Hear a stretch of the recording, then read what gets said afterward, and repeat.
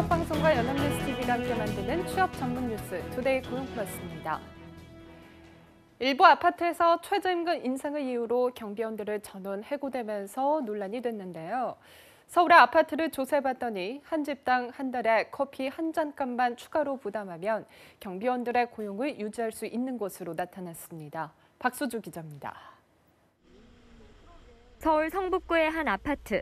이곳 주민과 경비원은 3년 전부터 서로를 갑을 대신 동행으로 칭한 계약서를 사용하고 있습니다.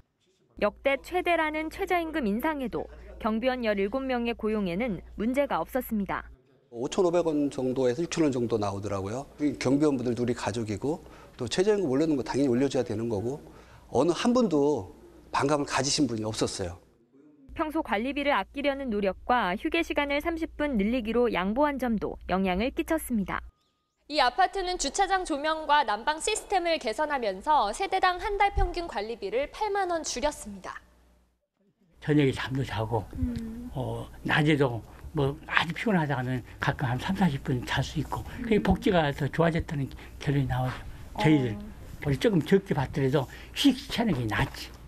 실제 서울시 조사 결과 최저임금 인상으로 아파트 한 세대당 추가로 부담해야 하는 돈은 월 4,204원, 커피 한 잔값 수준이었습니다. 덕분에 경비원들은 많게는 80의 나이에도 일하고 있습니다. 다른 데서 보면은 내 나이에는 근무하는 사람도 없고 보람과 이제 사명감에 이제 일을 하고 있습니다. 정부는 경비원 해고를 막기 위해 월급 190만 원 미만일 경우 1인당 13만 원을 지원하는 한편 지자체와 함께 입주민 대표들을 상대로 상생 사례를 전파하고 있습니다. 연합뉴스 TV 박수주입니다. 경기 남부경찰청은 관내 공공기관 인사 채용비리 특별단속을 벌여 직권 남용과 업무방해 등 혐의로 18개 기관 44명을 불구속 입건해 기소 의견으로 검찰에 송치했습니다. 지인을 뽑으려고 공개 채용 원칙을 어기거나 서류를 허위 작성하는 수법이 많았고 적발된 공공기관은 마사회를 비롯해 지방자치단체 산하기관이 주를 이뤘습니다. 경찰은 행정안전부가 최근 지방 공공기관 채용비리 특별 점검 결과를 넘기는 등 수사 의뢰가 이어지고 있다고 덧붙였습니다. 세계 곳곳 증권시장에서 하락세가 이어지고 있습니다. 미국이 기준금리를 올리자 위험자산인 주식 대신 안전자산인 장기 채권으로 수요가 몰린 탓인데요. 미국을 비롯해 세계 각국도 기준금리를 올릴 태세여서 글로벌 증시는 한동안 불안한 흐름을 이어갈 수 있다는 전망이 나오고 있습니다. 홍정원 기자입니다. 2008년 글로벌 금융위기 이후 10년 가까이 침체된 경기를 살리기 위해 미국을 비롯한 전 세계 대부분 국가들은 0%대 금리를 유지해왔습니다. 이 덕분에 시장에 돈을 풀어 경기를 띄우는 데 성공했지만 이제 물가 상승 압력이 높아져 금리 인상 등 대책을 마련해야 합니다. 미국 연방준비제도를 시작으로 각국 중앙은행이 금리 인상 움직임에 동참하기 시작했습니다. Today, the Federal Open Market Committee decided to raise the target range for the federal funds rate by 1/4 percentage point. 기준금리는 한 나라의 금리를 대표하는 정책 금리를 의미합니다. 기준금리를 올리면 초단기 금리부터 채권의 수익률, 은행 예대출 금리까지 순차적으로 오릅니다. 채권 금리가 오르면 증권시장엔 부담을 줄 수 있습니다. 위험자산인 주식 대신 안전자산인 장기 채권으로 수요가 몰리기 때문입니다. 미국 국채 10년 만기물 금리가 4년 만에 최고치인 2.85%까지 오르자 반대로 글로벌 증시는 최근 며칠 사이 하락세로 방향을 틀었습니다. 2월 첫 월요일 우리나라를 비롯해 일본과 중국, 홍콩, 대만 대부분 증권시장은 하락세로 장을 마감했습니다. 다만 이 같은 하락세가 일시적인 현상이라는 분석도 나오고 있습니다. 세계 경기 회복세가 뚜렷한 데다 기업들의 수익도 지속적으로 증가하고 있어 단기적인 조정 과정에 불과하다는 겁니다. 금리 인상은 세계 경제의 정상화를 의미 장기 호재로 작용하기도 합니다. 미국은 올해 3차례에서 4차례 정도 더 금리를 올릴 것으로 예상됩니다. 금리 인상 충격에 세계 각국 증시가 지난 8년간의 강세장을 마감하게 될지 단기 조정을 마치고 상승 탄력을 더욱더 받을지 주목됩니다. 연합뉴스TV 홍정원입니다. 월급여 190만 원 이하인 근로자들이 받는 야간, 연장, 휴일 수당 등 초과 근로수당이 비과세됩니다. 기획재정부는 현재 월급여 150만 원 이하인 초과 근로수당 비과세 대상을 이같이 확대하는 세법 시행령 개정안이 6일 국무회의를 통과했다고 밝혔습니다. 또 생산직 근로자 외에도 청소, 경비 종사자와 음식점, 매장 판매직 등 서비스업 종사자들도 비과세 혜택을 받을 수 있도록 했습니다. 한편 상장사 주식 5% 이상을 가진 외국인의 매매차익에 양도소득세를 물리려던 방침은 유보됐습니다. 졸업식과 입학식이 몰려있는 2월은 화훼농가의 대목입니다. 그런데 어찌된 영문인지 화훼 농민들의 표정이 밝지만은 않은데요. 올겨울 기록적인 한파에 난방비는 크게 늘었지만 출하량은 예년보다 떨어졌기 때문입니다. 김경인 기자입니다. 전남 강진의 한 화훼 농가입니다. 밖에 커다란 고드름이 온 것과 달리 안에는 화사한 봉오리를 뽐내는 장미들이 한가득 피었습니다. 1,500평 규모의 온실 안에는 나트륨 전구 700개가 환하게 빛을 밝힙니다. 온실 안을 장미 생육의 최저 온도인 21도 이상으로 유지하기 위해서입니다. 한 달 전기료만 수백만 원에 달합니다. 예년에 없는 기온이 20년 동안 농사 짓는데요. 올해 올겨울같이 추운 것은 없었어요. 이렇게 되면 난방비가 최고로 많이 들죠. 저희 같은 경우는 이제 전기요금이 예년에 비해서 한 20% 이상 더 많이 나올 것 같아요. 인근에 있는 또 다른 화훼 농가도 사정은 마찬가지입니다. 2중 3중으로 된 입구를 지나자 내부가 온기로 가득합니다. 수국의 생장을 위해 한겨운의 기름 보일러를 가동하고 있어서입니다. 돈을 쏟아붓다시피 보일러를 가동해야만 하는 농민의 얼굴은 어둡기만 합니다. 온도가 안 맞아지면 꽃들이 피다 멈춰버리고 이게 자기 온도를 맞춰줘야 되는데 그 온도 맞추려다 보면 돈이 너무 많이 들어가고 1.5배 이상, 많게는 어떤 날은 2배 넘게 들어가고. 끝을 모르고 이어지는 한파에 2월 대목을 맞은 화훼 농민들의 얼굴이 밝지만은 않습니다. 연합뉴스TV 김경인입니다. 올겨울 강력한 한파가 기승을 부리면서 유통가의 표정이 엇갈리고 있습니다. 전통시장은 손님들의 발길이 뚝 끊겨 울상인 반면 온라인 쇼핑몰은 집안에서 쇼핑하는 방콕 쇼핑족이 늘면서 한파 특수를 누리고 있습니다. 정선미 기자입니다. 서울의 한 전통시장, 채소 가게의 이불 무더기만 눈에 띕니다. 한파에 배추, 파등이 올까 봐 이불을 덮어놓은 겁니다. 생선 가게의 미꾸라지는 얼음 속에서 겨우 헤엄치고 얼어붙은 생선은 손질하기 어려울 정도로 딱딱해졌습니다. 이곳 생선들은 사실 생물이었는데요. 지금은 얼음처럼 꽁꽁 얼었습니다. 설 대목을 앞두고 북극 한파가 또다시 찾아오면서 상인들의 한숨이 깊어졌습니다. 장사 요새 춥고 사람들이 안 나와. 그래가지고 장사가 잘 안 돼. 더구나 이불로 푹 덮어놓으니까 물건이 안 보여서도 더 못 팔고. 하지만 한파 특수를 누리는 곳도 있습니다. 인터넷 쇼핑을 하는 고객들이 급증한 겁니다. 영하 10도를 밑도는 강추위가 이어진 지난달 20일부터 지난 1일까지 한 인터넷 쇼핑몰 매출은 작년보다 44% 증가했습니다. 날씨가 추워지면서 집 밖에 나오지 않으려는 고객분들이 많아지면서 온라인몰 매출이 많이 늘었습니다. 특히 난방용품을 찾는 소비자가 많이 늘었는데 핫팩 매출은 작년보다 111.3%. 입춘이 지나도록 동장군이 여전히 기승을 부리면서 유통업계 희비가 교차하고 있습니다. 연합뉴스TV 정선미입니다. 올겨울 강력한 한파가 기승을 부리면서 저체온증 등 한랭 질환자 수가 직전 겨울 대비 42.8% 늘었습니다. 질병관리본부 한랭질환 감시체계에 따르면 지난해 12월 1일부터 지난 3일까지 2달간 487명의 한랭 질환자가 발생하고 이 가운데 10명이 사망했습니다. 이는 직전 겨울 당시 같은 기간 집계된 한랭 질환자보다 147명이 많습니다. 한랭 질환 사망자 7명은 지난해 12월에 보고됐고 이후 잠자마다 올해 1월 중순부터 2월 초에 3명이 추가됐습니다. 보이스피싱은 이제 웬만하면 안 걸려들 것 같지만 피해는 여전하고 추적도 어려워지고 있습니다.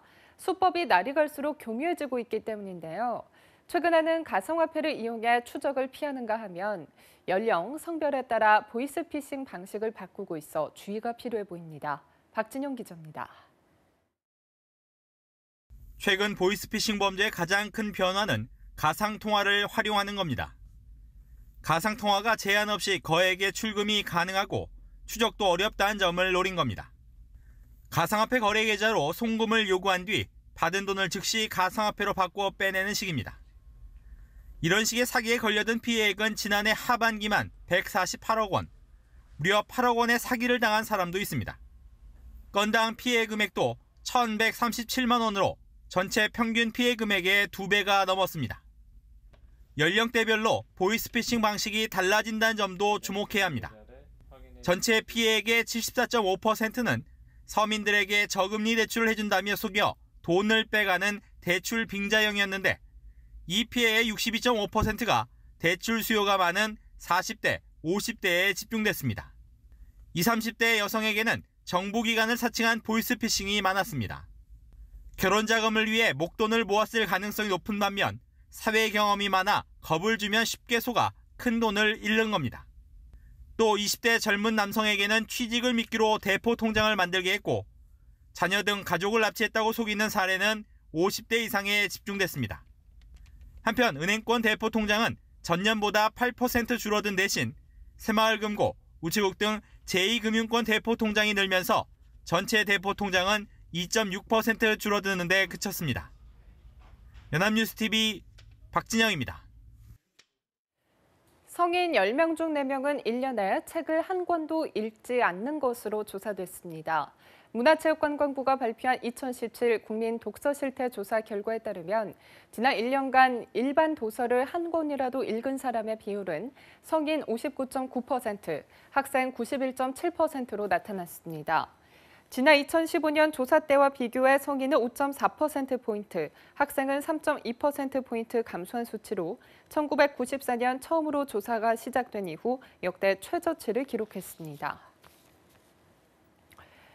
각계로 번지는 미투 선언에 대학가도 바짝 긴장하고 있습니다. 대학들은 이달에 각종 신입생 맞이 행사를 여는데요. 혹시 모를 불상사를 예방하기 위한 준비가 한창입니다. 조성은 기자입니다. 대학 새내기 미리배움터에서 인권 강의가 열렸습니다. 최근 사회 곳곳에서 불붙은 미투 운동으로 대학가도 성과 인권 문제에 민감해졌습니다. 성별을 이유로 차별받아서는 안 될 뿐만 아니라 개인이 가지는 성적 자기결정권은 물론 인격권을 침해하는 성폭력으로부터 보호받으실 권리를 가지고 계시고 반인권적인 문화들에 대해서 사실 지금까지 이 사회가 무감각했던 것 같습니다. 그리고 요즘에 나오는 이러한 문제들은 사실 당연히 과거에는 당연하게 있어왔던 부분들이 이제서야 수면 위로 올라오는 과정이라고 생각합니다.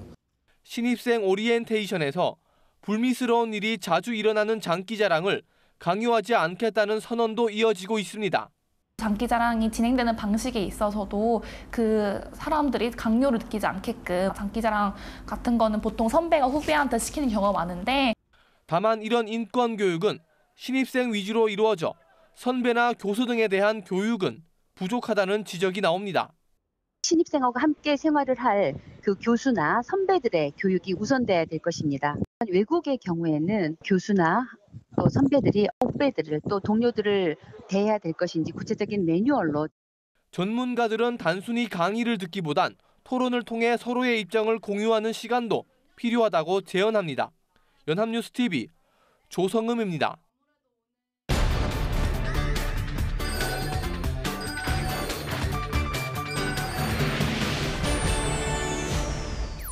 대한민국 50만 구직자의 일자리 현황을 데이터로 알아봅니다. 투데이 데이터 뉴스 시간 구본아 캐스터와 함께합니다. 안녕하세요.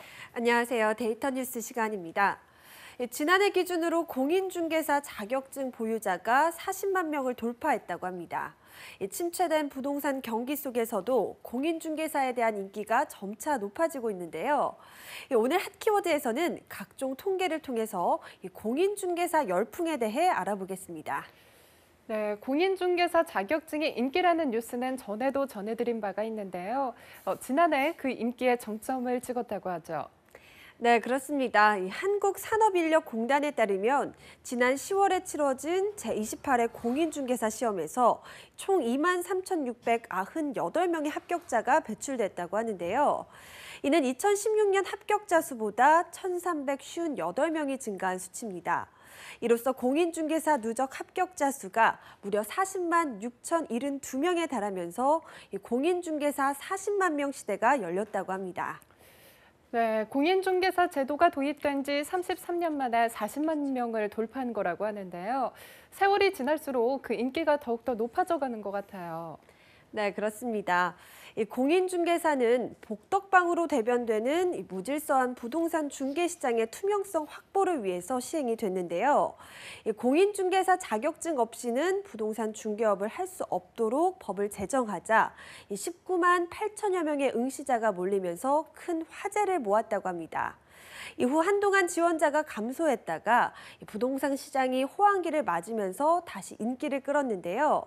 2003년에는 2만 9,850명, 2004년에는 3만 2,485명이 합격하면서 지원자 수도 늘어났습니다. 네, 그렇군요. 아무래도 부동산 거래를 중개하는 일이다 보니 부동산 경기에 따라서 지원자 수에도 변동이 있는 것 같아요. 네, 그렇습니다. 2004년까지 3년 연속 20만 명 이상 응시하면서 국민 자격증으로 불렸던 공인중개사 시험의 열풍은 2008년의 글로벌 금융위기 이후에 주춤하기 시작했는데요. 응시 인원이 2009년에는 15만 5천여 명, 2010년에는 12만 7천여 명까지 떨어지더니 2013년에는 10만 명대에 머물렀다고 합니다. 그러다 지난 2014년부터 다시 응시자 수가 12만 명을 돌파하더니 지금과 같은 돌풍을 일으키게 된 겁니다. 네, 그런데 아직 부동산 시장이 완전히 흑세로 돌아온 게 아니잖아요. 그런데 왜 공인중개사 자격증이 다시 인기를 끌게 된 건가요? 네, 이 평생 직장 개념이 사라지고 조기 퇴직자들이 늘어나면서 공인중개사에 대한 관심이 다시 늘어나게 된 건데요. 이 적은 자본으로도 개업을 할 수가 있고 이 비교적 위험 부담이 적은 업종이라는 것도 장점으로 작용을 하고 있습니다. 원래 공인중개사는 황혼 자격증이라는 인식이 강했는데요. 최근에는 조기 퇴직에 대비해서 직장인들도 시험에 응시하는 경우가 많아졌다고 합니다. 그렇군요. 조기 퇴직과 함께 제2의 직업을 구해야 하는 만큼 공인중개사에 대한 관심이 더욱더 높아진 거군요. 네, 그렇습니다. 뿐만 아니라 최근에는 구급 공무원의 인기를 넘어서고 있다고 하는데요. 이 교육업체 에듀윌과 한국산업인력공단에 따르면 지난해 공인중개사 시험 지원자는 20만 4,146명으로 2016년에 비해 12.5% 늘어났다고 합니다. 이에 반해서 구급 공무원 시험 지원자는 22만 8,368명으로 전년 대비 2.9% 증가했다고 하는데요. 전체 응시자 수는 비슷하지만 증가율 추이로 봤을 때 곧 공인중개사 지원자가 구급 공무원 지원자 수를 추월할 것으로 예상되고 있습니다. 와, 치열한 경쟁률을 자랑하는 구급 공무원의 인기를 추월하고 있다는 사실이 정말 놀라운데요. 그렇다면 취업을 준비하는 젊은 층들 사이에서도 이 공인중개사의 인기가 높다는 건가요? 네, 맞습니다. 이 연령별 합격자 수를 살펴보면 이해하기가 쉬운데요.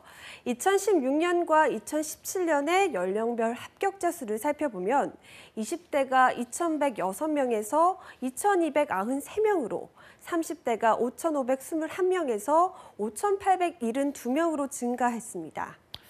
네, 20, 30대 합격자가 늘어난 게 아무래도 전체 합격자 수 증가에 영향을 준 것 같네요. 네, 그렇습니다. 2030 세대가 공인중개사 자격증을 취득하는 이유는 입사 지원 시에 가산점이 있다는 기대와 또 평생 자격증이 될 수 있다는 장점 때문인데요. 하지만 이 부동산 중개업 시장이 그리 밝은 것만은 아닙니다. 지난해 한국공인중개사협회가 회원 15,000명을 대상으로 연 매출과 영업비용 등을 설문조사한 결과 공인중개사의 33%가 한 달에 200만 원도 벌지 못한다고 응답을 했기 때문입니다. 이 공인중개사 수가 이미 포화 상태이기 때문에 무조건적인 장밋빛 미래를 기대할 수는 없다는 것이 전문가들의 분석입니다. 네, 그렇군요. 좀처럼 풀리지 않는 경기 한파가 평생 직장은 물론이고 평생 자격증의 신화까지 무너뜨린 것 같아서 정말 안타까운데요. 경기가 회복하고 또 취업난이 사라져서 2030 세대가 안정만을 추구하며 직장과 자격증을 선택하는 현상이 사라졌으면 좋겠습니다. 지금까지 데이터 뉴스 구본학 캐스터와 함께했습니다. 고맙습니다. 고맙습니다. 투데이 고용플러스 오늘 준비한 소식은 여기까지입니다. 함께해 주신 여러분 고맙습니다.